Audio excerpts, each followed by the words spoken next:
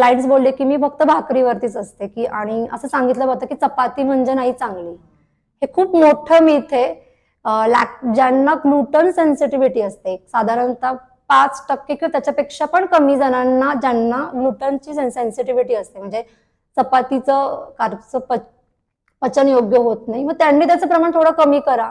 किंवा आता वेट लॉसच्या डाएटमध्ये असेल किंवा डायबेटीसचे जे पेशंट असतात त्यांना आम्ही कार्ब्स थोडेसे आम्ही कमी कमी करतो आणि प्रोटीनचं प्रमाण थोडं वाढवलं जातं डायबेटीसच्या जे पेशंट असतात त्यांच्यामध्ये.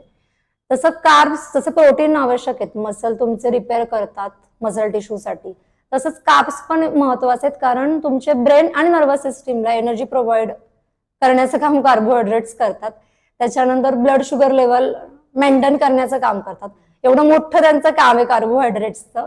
आणि रोजचं जे प्रमाण आहे की 50 ते 70% कार्बोहायड्रेट्स आवश्यक आहेत, आणि 30 ते 50 नंतर प्रोटीनचं प्रमाण आहे 30 ते 50%, आणि फॅट्सचं आहे 15 ते 20%.